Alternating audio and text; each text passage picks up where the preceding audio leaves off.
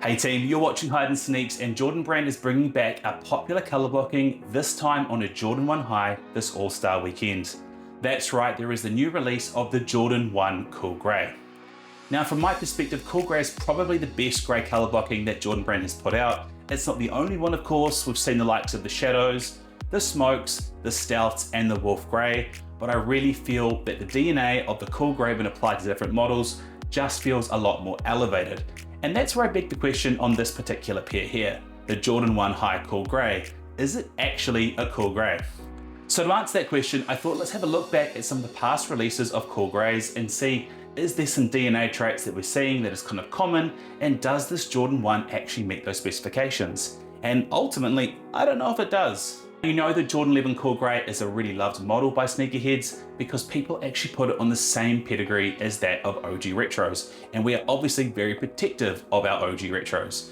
When it comes to the core parts of the Cool 11 Cool Greys, you obviously have a light grey upper made of suede, accented by a slightly darker grey, and then the main feature obviously is that translucent outsole. If we look at some of the other models, yes, some of those features are kept and some of them aren't. So as we go through some of the other examples, you'll start to see a bit of a pattern. When we look at the Cool Grey, it has the light color grey, it is suede, it has some dark accents, but obviously doesn't have patent leather, but does use some of the Jordan 3 features to accent that, which is why there's some reds and oranges on there. The Cool Grey 4s has a bit of black hinted in there, but it still hits the main parts of being suede and a lighter grey. The Cool Grey 9s does have a bit of patent leather on there, lighter suede, and it's grey. The Cool Grey 6s, same situation again. It has the lighter grey, it has the suede, and it actually has a translucent outsole. So when you combine all that together, the DNA to me of a Cool Grey is a shoe that has that light grey, may have a darker accent, and uses grey suede. Now if we go over to the shoe we're talking about today, which is the Jordan 1 High Cool Grey, it doesn't actually meet all that criteria. I feel like it ticks the boxes, but not really the spirit of a Cool Grey. Yes, it has a lighter Cool Grey, so that's a win. It is suede, and it does have some features in common with other Cool Greys, for example, the 6s and the 11s, which have the translucent outsole. It still recognises the idea of being premium by using the wings icon on the side and giving that elevated look by making it be that little gold metal piece. But ultimately, I think that's where it tends to stop. If we look at the shoe, that rough long-haired suede is the right colour and the right material, but the execution of it, whether or not it's meant to feel different, unique, or more premium, just doesn't really hit the mark of being a cool grey. Now, while I do think grey is a hard colour to rock and wear and design for, when you're using the template of such a popular design and colour blocking, this seems like a missed opportunity. Which actually leads me quite nicely into, is it a miss, is it a must, or is it a maybe?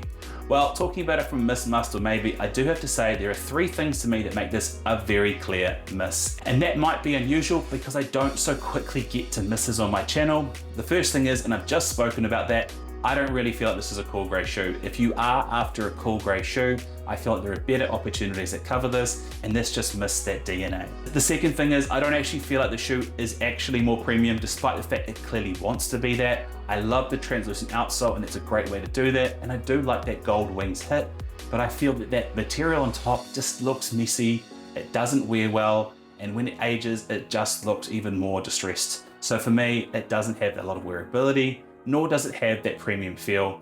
And lastly, I just think there are a lot of other better grey sneakers out there. And I'm about to talk about that now as we move into the vibe check. Now, for those of you who haven't seen my channel before, the vibe check is when I compare the shoe and see what sort of similarities does this shoe capture and represent. Starting off with our first pair, and it's the Jordan Mid Light Smoke Grey and Light Smoke Grey Anthracite. If we take a step back and look at the shoe, ultimately the shoe is the color blocking of the Chicago with the black swoosh, but it's changed that red for grey, and both of these mids captured that flavour really, really well. Of course, they're mids, and mids have a cap on the overall quality of their materials. So if you look at something like the Jordan 1 Cool Grey, which already being a high has more elevated materials, and this particular model is trying to be a little bit more elevated, I do think this is a great opportunity of capturing some of that similar DNA if you do like a grey shoe with that black swoosh. Taking a step back and looking at a more like for like Jordan 1 High to Jordan 1 High, we have this shoe here, the Jordan 1 High Light Smoke Grey. Now this one is a really interesting one because both shoes are a Jordan 1 High, both shoes have grey suede on top. Now the Jordan 1 High Light Smoke Grey is one of those pairs that released around COVID. A lot of the resellers bought every pair in every size because every Jordan 1 seemed to be going through the roof, and was possibly one of the earliest examples to see that some of the Jordan 1 hype was slowly dropping off because of what the resellers were doing.